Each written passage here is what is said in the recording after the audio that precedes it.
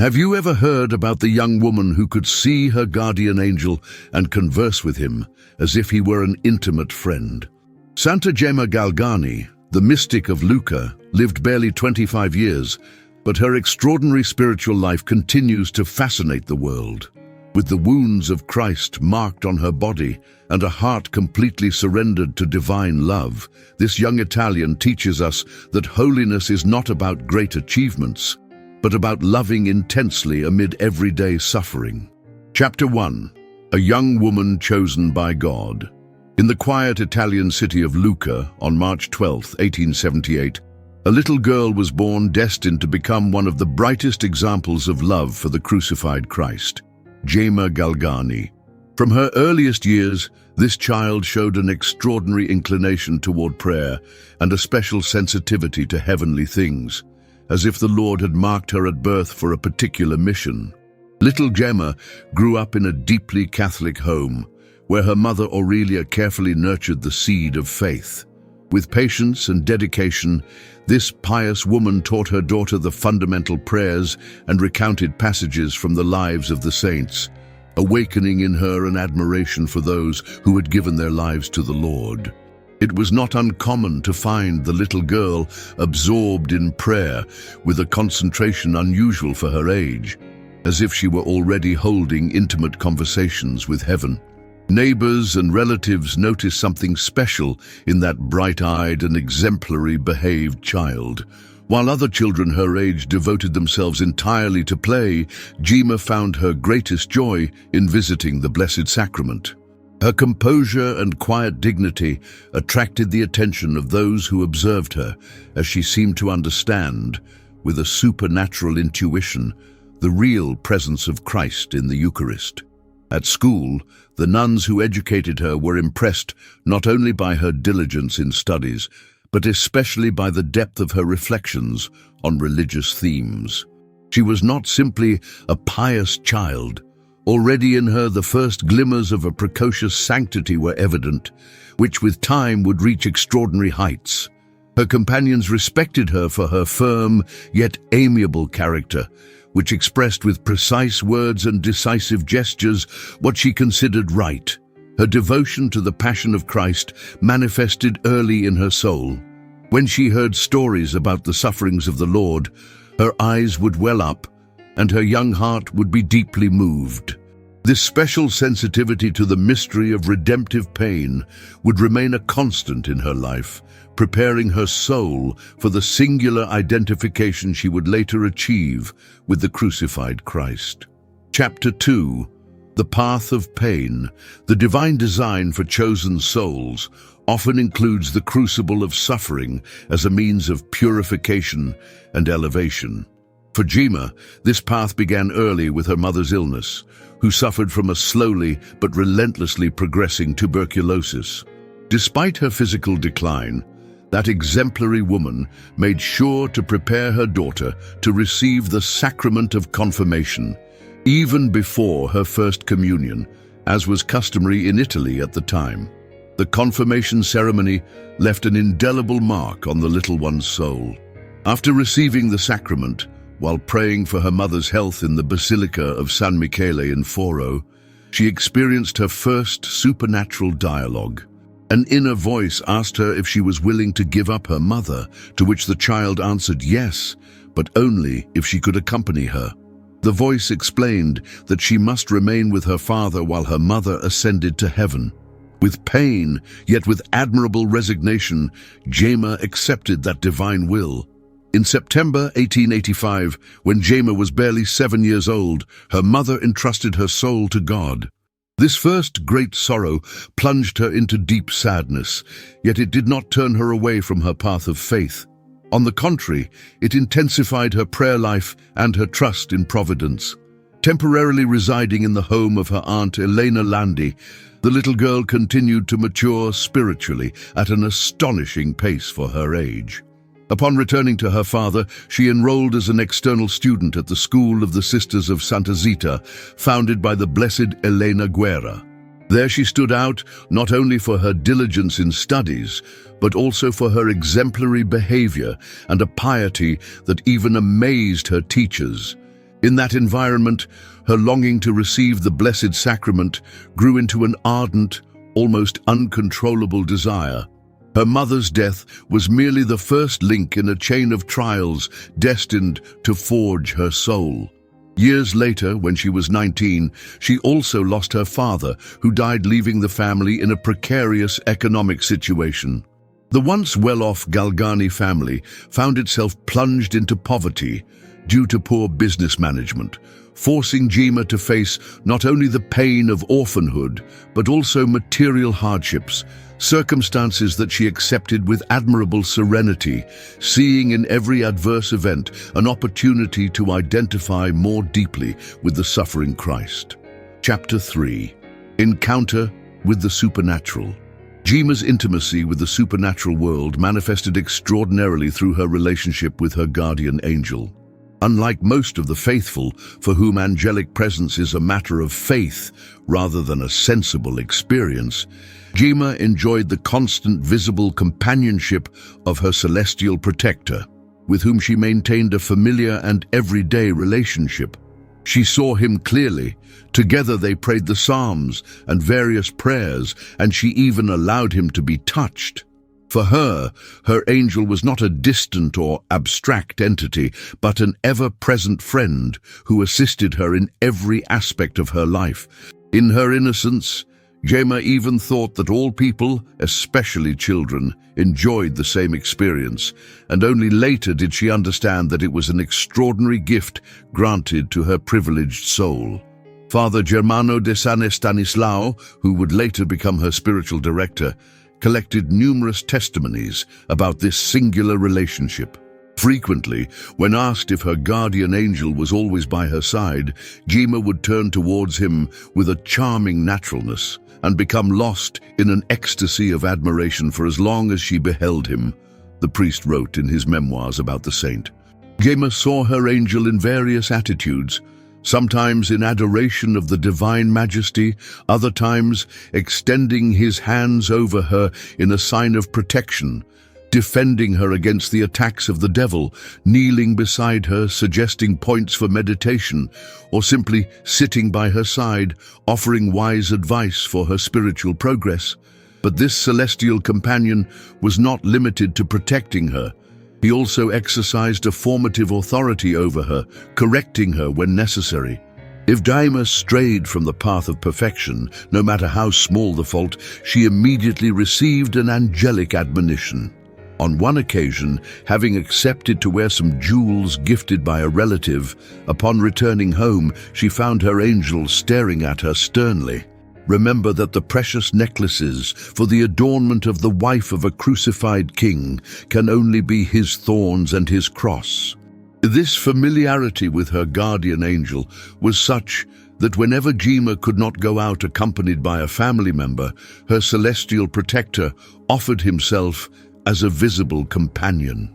The trust between them grew so great that she would ask him to deliver her correspondence to her spiritual director and bring back the responses, a service the angel promptly fulfilled, to the astonishment of those who knew of these wonders.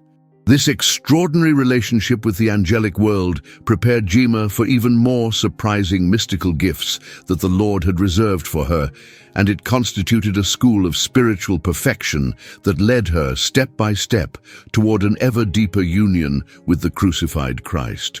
Before continuing, tell me one thing. I am sure that here we have many devotees of this great saint. Share in the comments the graces attained and your experience with this beloved saint. Chapter 4. The Cross of Suffering. Gemma's path to holiness was marked by physical suffering that, far from separating her from God, led her to a more intimate union with the crucified Christ. In 1896, when she was 18 years old, she began to suffer from a painful necrosis in her foot, which the doctors deemed necessary to operate on. What surprised everyone present was the young woman's attitude toward the operation. She refused any kind of anesthesia and remained still throughout the procedure, her eyes fixed on the crucifix. Surgeons and nurses watched in astonishment as that fragile young woman endured the intense pain with no complaint other than some slight involuntary groans at the most critical moments. Afterwards, she herself asked Jesus for forgiveness for what she considered a weakness, thereby manifesting to what extent she had assimilated the redemptive value of suffering and her desire to unite with the passion of the Lord. The illness, however, had only begun its purifying work on Gemma's soul. 2 years later, in 1898, she was afflicted with a severe spinal disease that confined her to bed, making even the slightest movement cause acute pain. Soon, a meningitis that gradually paralyzed her arms and legs, leaving her in a state of extreme weakness, followed this affliction. During this period of intense physical trial, the doctors attending her even diagnosed her with a brain tumor, considering her case practically terminal. The illness was consuming her body, yet her spirit was strengthening in the adversity. Far from lamenting or rebelling against her condition, Gemma accepted each new affliction as an opportunity to resemble her divine spouse more closely. Amid these sufferings, her room became a sanctuary where a supernatural atmosphere of peace was felt. Visitors were impressed by the serenity on her face and the sweetness in her gaze, which contrasted dramatically with the gravity of her physical state. It was not uncommon to find her absorbed in prayer, forgetting her own pains and concerned for the spiritual well-being of those around her. During this time, young Gemma developed a special devotion to Saint Gabriel of the Sorrowful Virgin, a passionist religious who had died a few years earlier, exuding sanctity. She read his biography with eagerness and began to invoke him as intercessor and model of love for the crucified Christ. This devotion would soon bear unexpected fruit, for the saint would appear to her on several occasions, comforting her and preparing her for the extraordinary mission the Lord had reserved for her. Thus, physical suffering, far from being an obstacle in her spiritual path, became the crucible in which her love for Christ was purified. As she would later write, "Suffering is the new seal that Jesus imprints on his elect. It is the most precious gift that God can bestow upon a soul. Suffering makes us like Jesus." Chapter 5. A Miraculous Healing. While Gemma was slowly wasting away in the bed of pain, her relatives and friends multiplied their prayers for her healing. Novenas, Triduum prayers, and masses followed one another with no apparent result, amid the indifference of the sick, who remained resigned to the divine will without asking or desiring anything other than to fulfill God's design for her. At that time, one of her former teachers managed to persuade her to perform a novena to St. Margaret Mary Alacoque, a great apostle of the Sacred Heart of Jesus.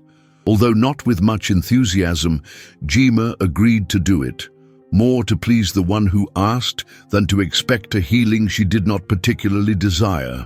The novena was to conclude on the first Friday of March 1899, a day dedicated to the Sacred Heart. During those 9 days of prayer, something extraordinary happened. Saint Gabriel of the Sorrowful, to whom Gemma had a special devotion, began to visit her visibly each night. He encouraged her to persevere in the novena and assured her that the Sacred Heart would grant her an exceptional grace. "My sister," he would say affectionately, awakening in her a deep consolation. On the last day of the novena, after receiving Holy Communion that a priest brought to her room, Gemma felt an inexplicable inner shock. A soft yet clear voice whispered in her ear, "Do you want to be healed?" She answered affirmatively, but added humbly, "May God's will always be done." The voice insisted, "You will be healed. Pray with faith to the Sacred Heart of Jesus." Obedient, Gemma uttered a brief and fervent supplication. What happened next left everyone present astonished. That young woman, who had been confined to bed for more than a year, unable to move by herself, who had endured excruciating pain and whom the doctors had pronounced terminal, suddenly sat up. With a firm step and a radiant countenance, she rose from her bed and began to walk around the room, completely healed. The amazement of her family and the doctors was indescribable. After thoroughly examining her, the physicians could only recognize the inexplicable disappearance of all symptoms: the brain tumor, the paralysis, the spinal lesions. Everything had vanished without a trace. Science yielded before the evidence of an event that defied all natural explanation. News of this prodigious healing spread quickly throughout Lucca. Many wanted to meet the young woman favored by such an extraordinary miracle. But Gemma, far from boasting, took refuge in deep gratitude and renewed surrender to the Lord who had healed her. She understood that this healing was not an end in itself, but the prelude to the special mission that God entrusted to her.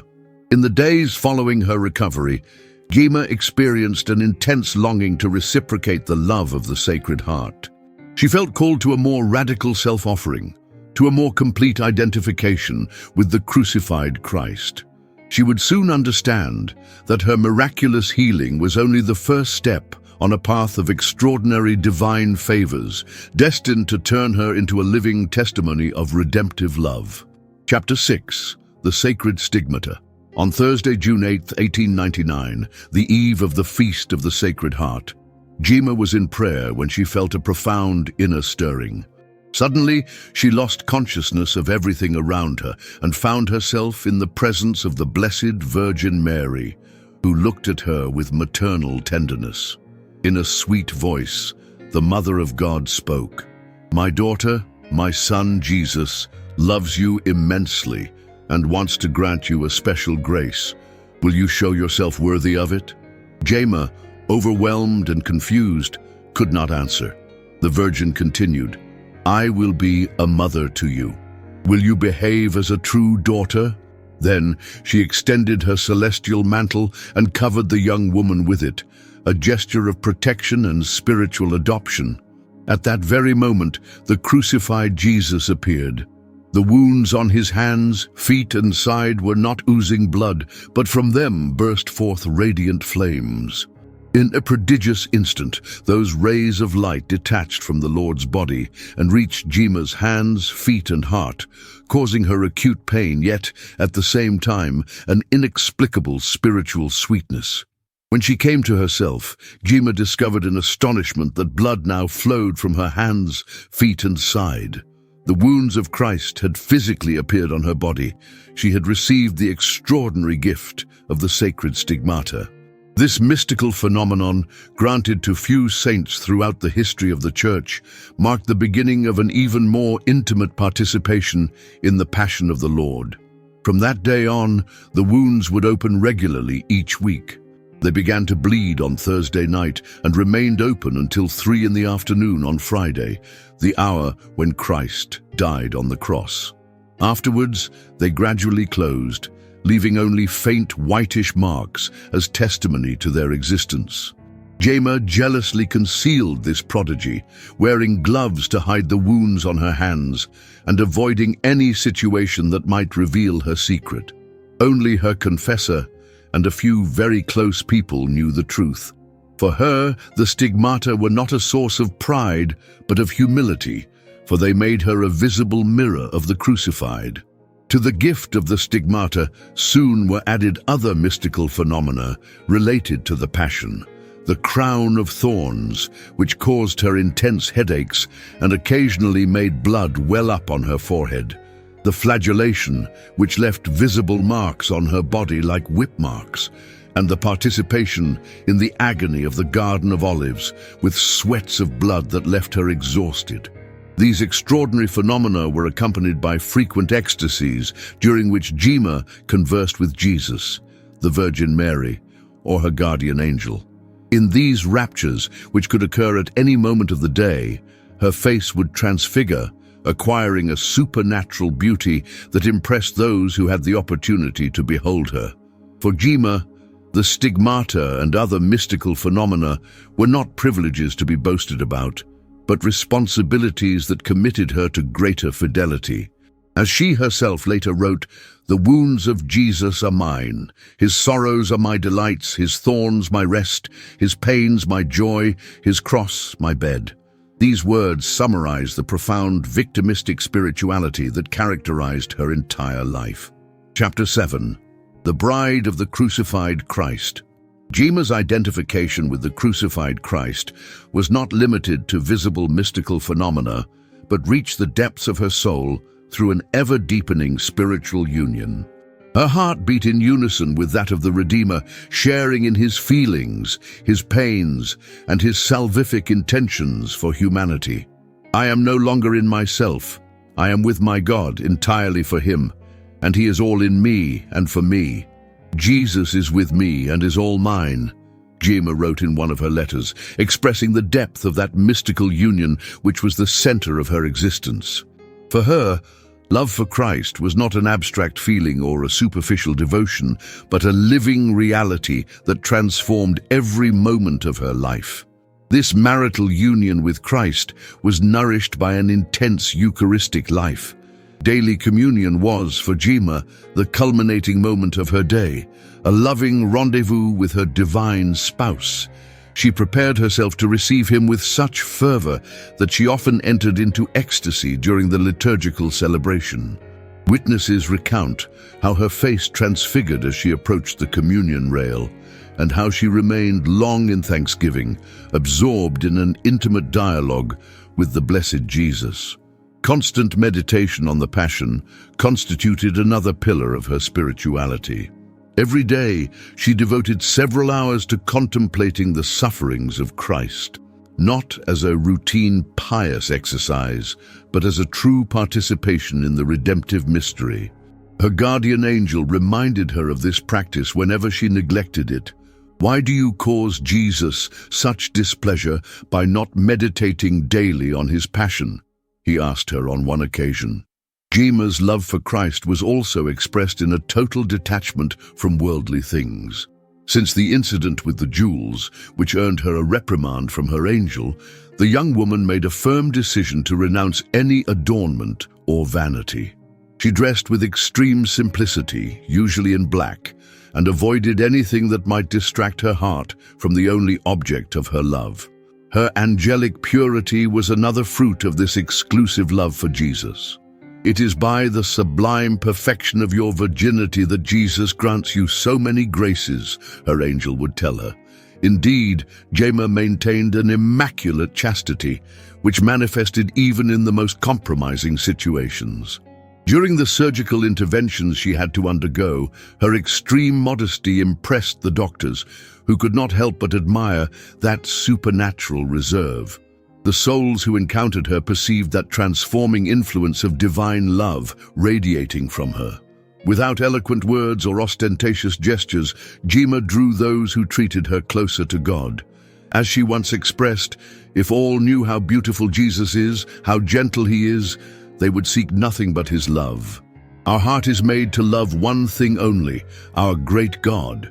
This bridal union with Christ led her to share in the concerns for the salvation of souls. She offered her sufferings for the conversion of sinners and for the sanctification of priests.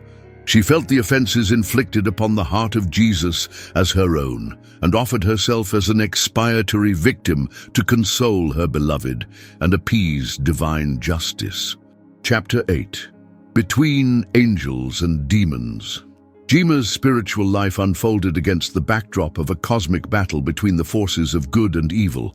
While on the one hand she enjoyed the constant assistance of her guardian angel and frequent heavenly visions, on the other she experienced terrible attacks by the devil, who saw in her a threat to his plans for perdition. Her guardian angel appeared as a loyal friend and wise counselor. He taught her how to pray, corrected her imperfections, and defended her against the snares of the malignant one.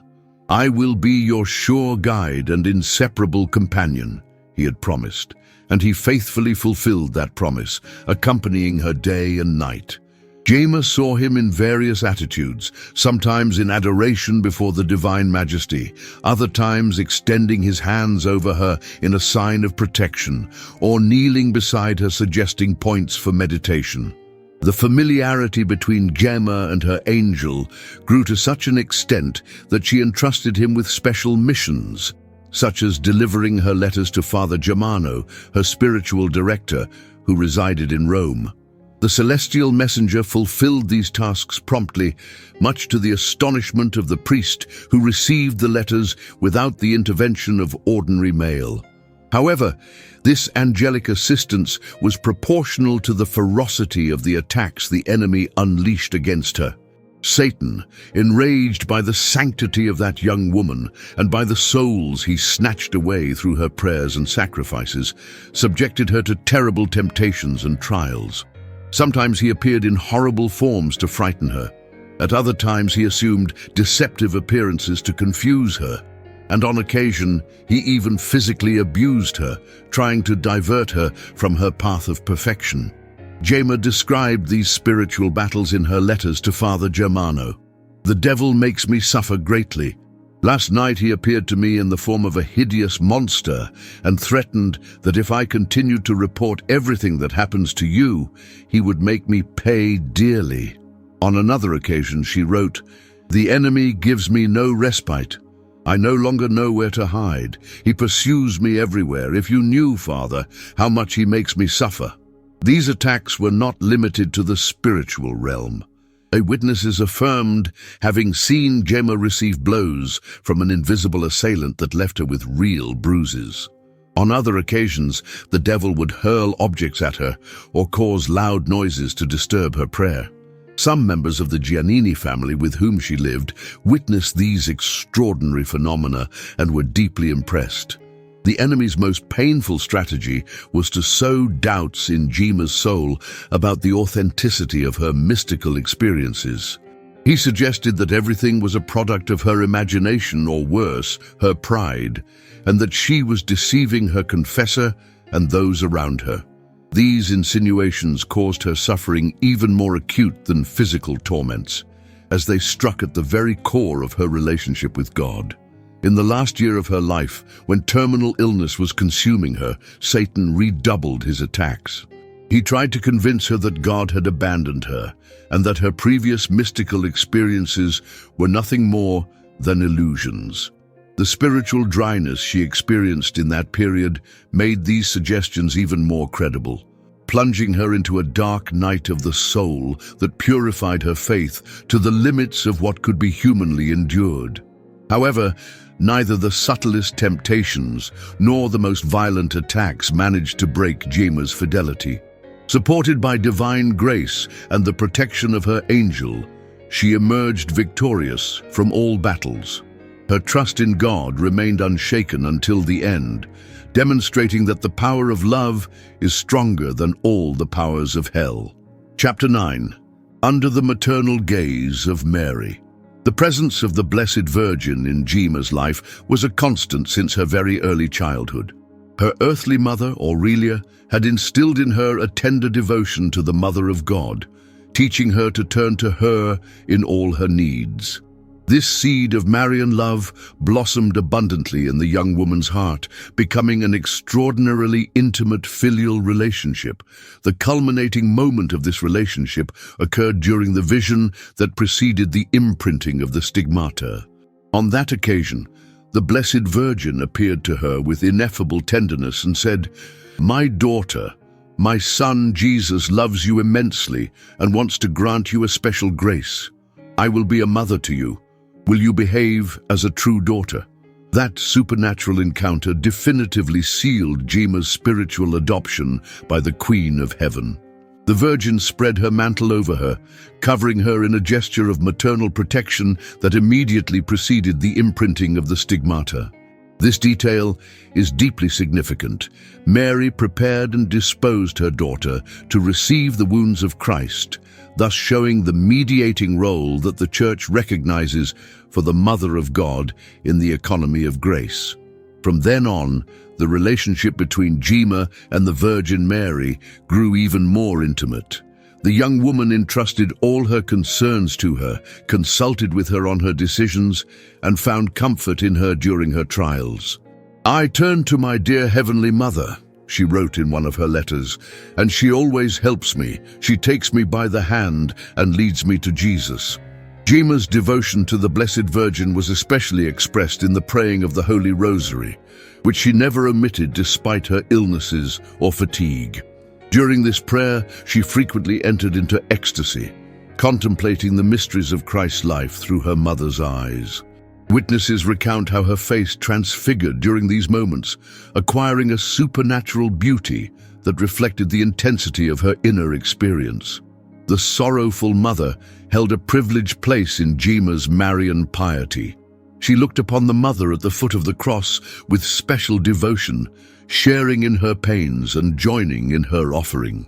"I want to be with the Virgin at the foot of the cross," she used to say, "and feel the lance, the nails, and the thorns.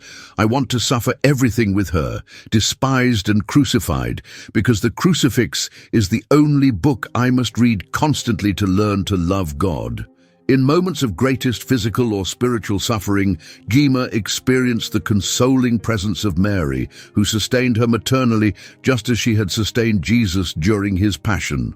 When the pains of the stigmata became almost unbearable, she invoked her with filial trust and immediately felt her relief.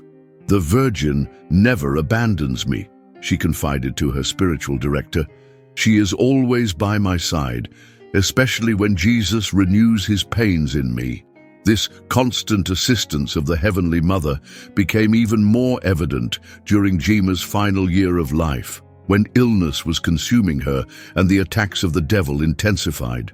In the spiritual dryness that characterized her final stage, Mary was for her the beacon that illuminated her darkness and the secure anchor that kept her from being overwhelmed by her tribulations. So testify those who accompanied her in her last days, affirming that the name of Mary, alongside that of Jesus, was constantly on her lips until the moment of her passing. Chapter 10. Daughter of the Passion. Gemma's relationship with the Passionist congregation constitutes one of the most significant aspects of her spiritual life. Although she never wore the religious habit due to her fragile health, Gemma was, in the depths of her being, a true daughter of the Passion, spiritually united with the religious family founded by St. Paul of the Cross. This connection began to take shape through her devotion to St. Gabriel of the Sorrowful Virgin, a young Passionist who had died exuding sanctity. During her grave illness, Gemma had read the biography of this saint with fervor, finding in him a model of love for the crucified Christ and the Virgin of Sorrows. St. Gabriel soon reciprocated that devotion by appearing visibly to her and assisting her on her spiritual journey. The decisive moment in this relationship with the Passionists occurred in June 1899. In the church of San Martin in Lucca, the fathers of this congregation were preaching the holy missions, spiritual exercises directed to the entire population. On the final day, during the General Communion, Gemma experienced an extraordinary grace. While giving thanks for having received the Eucharist, Jesus asked her, "Gemma, do you like the habit that this priest wears? Would you like to see yourself clothed in it?" Faced with the overwhelmed silence of the young woman, the Lord added, "You will be a daughter of my passion, and a favored daughter. One of these, my children, will be your father. Go and tell him everything that happens to you." These words definitively sealed Gemma's spiritual belonging to the Passionist family, even though circumstances prevented her from formally joining them. Following that divine indication, Gemma sought the spiritual direction of the Passionist religious. However, the path was not easy. Her mystical experiences were so extraordinary that they aroused understandable reservations in those who heard her. Finally, with the authorization of Monsignor Giovanni Volpi, her usual confessor, she wrote to Father Germano de San Estanislao, a Passionist residing in Rome, whose name and countenance the Lord had supernaturally indicated to her. Father Germano, a man of great learning and virtue, traveled to Lucca to personally meet Gemma. After examining her case carefully, he recognized the authenticity of her mystical gifts and became her spiritual director.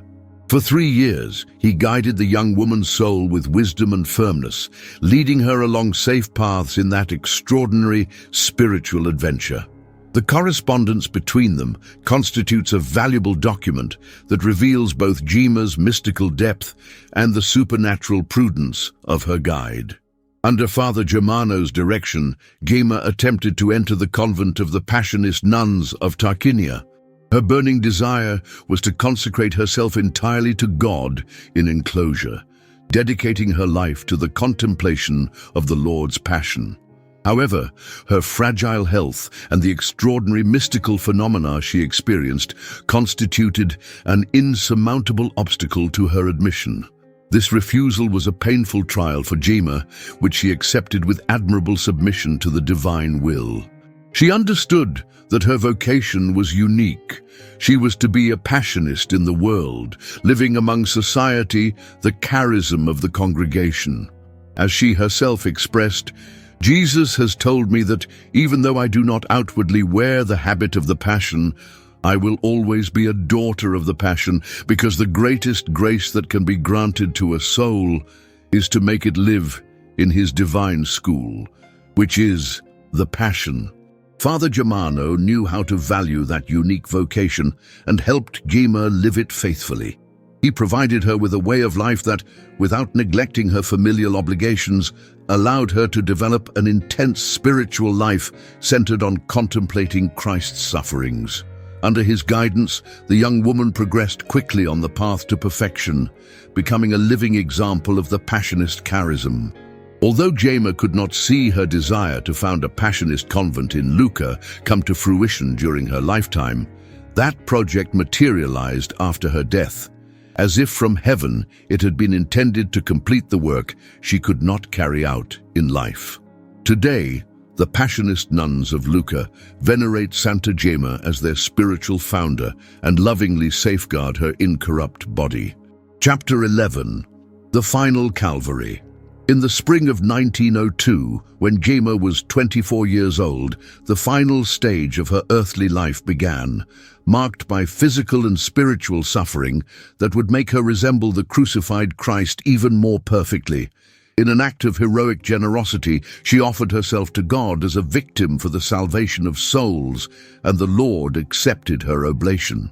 Soon after this offering, a mysterious illness began to manifest. Her stomach rejected any food, causing continuous vomiting that left her in a state of extreme weakness. The doctors diagnosed her with a rapidly progressing tuberculosis that affected her spine and quickly spread to other organs.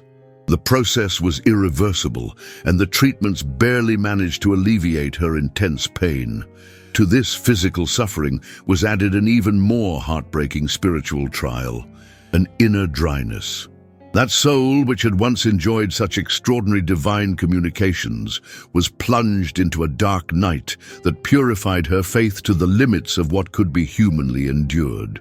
She no longer experienced the consolation of heavenly visions, nor did she feel the tangible presence of Jesus, Mary, or her guardian angel.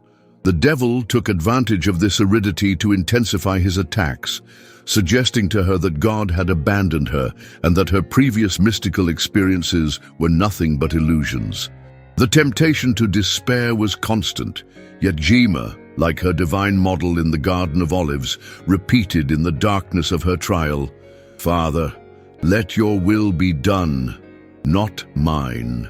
The external mystical phenomena, such as the stigmata, had completely disappeared. Father Germano, with supernatural wisdom, explained to her that this deprivation was a grace, for the union with Christ was becoming deeper and purified of all sensible elements. And Gemma had understood and accepted this teaching, although her heart painfully missed the visible signs that had once consoled her. Despite her extreme weakness, Gemma maintained an admirable serenity that impressed all who visited her. Her face, haggard from illness, would light up with a smile when someone spoke of God, and her lips never ceased uttering loving ejaculations to Jesus and Mary.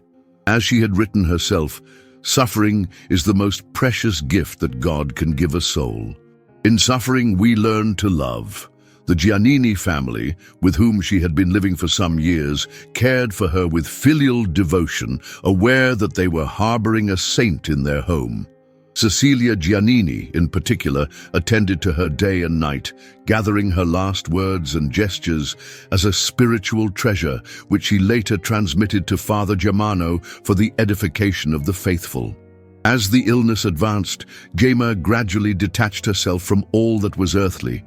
"I seek nothing more," she would often say. "I have sacrificed everything and everyone to God. Now I prepare to die." Her only longing was for Holy Communion, which she received daily with indescribable fervor, despite the difficulties caused by the constant vomiting. On Holy Saturday of 1903, April 11th, Gemma entered her final agony. Surrounded by the Giannini family and by Father Germano, who had come from Rome to assist her in her last moments, the young woman struggled to breathe while her lips continuously murmured, "Jesus, I love you." At 3 in the afternoon, the very hour that Christ died on the cross, Gemma entrusted her soul to the Creator with these words, "Now it is true that I have nothing left, Jesus. I commend my poor soul to you, Jesus." At the moment of her death, a supernatural peace flooded the room. Those present, instead of feeling the usual pain at the loss of a loved one, experienced a strange joy, as if they had witnessed a mystery of glory rather than death. Father Germano later assured that at that very moment, he had clearly perceived the presence of Saint Gabriel of the Sorrowful and Saint Paul of the Cross, who had come to accompany Gemma's soul on her journey to heaven. Thus ended, at the age of 25, the earthly life of this extraordinary saint, whose identification with the crucified Christ makes her one of the brightest examples of love for the Redeemer produced by the Church in modern times. Chapter 12. Prayer to Saint Gemma Galgani. O glorious Saint Gemma Galgani, favored bride of the crucified Christ, you who in your brief passage through this valley of tears were a pure mirror of the evangelical virtues and a living testimony of redemptive love, cast your compassionate gaze upon us from the glory where you now eternally behold the face of your divine spouse. We implore you, Saint Gemma, to intercede before the throne of mercy for all our needs. You who experienced in your flesh the pains of the passion and in your soul the bitterest trials, teach us to find in suffering a source of purification and spiritual growth. Help us to understand, as you understood, that suffering teaches us to love, and that the cross is the true path that leads to union with God. Obtain for us, by your powerful intercession, the grace to love the crucified Jesus with the same intensity with which you loved him. May we learn from you to meditate daily on the passion of the Lord, finding in it the strength to face our own crosses and the light to guide our steps on the path to holiness. Protect us, Saint Gemma, with the same plea with which your guardian angel once protected you. Defend us from the snares of the enemy and help us to emerge victorious from the temptations that threaten our fidelity to God. Be for us a teacher of prayer and inner life, as you were for so many souls who found in your example an incentive to seek what truly matters. We especially entrust to you the sick, those who suffer in body or spirit, the young who struggle to maintain their purity in a world hostile to evangelical values, and all those who feel called to a life of intimate union with Christ. Accompany them with your heavenly presence and sustain them in their trials, as the Blessed Virgin sustained you. Finally, Saint Gemma, we ask that when our hour comes, you attend our passage from this world to the Father. May we, like you, surrender our soul with complete trust in divine mercy, uttering with our lips and in our hearts the holy name of Jesus. Glory to you, Lord, who manifests your power in the weakness of your saints and who has chosen to reveal to us the mystery of your redemptive love through the life of Saint Gemma Galgani. By her intercession, grant us the grace to live faithfully to our baptism and one day attain the crown of glory that never fades. Through Jesus Christ our Lord. Amen.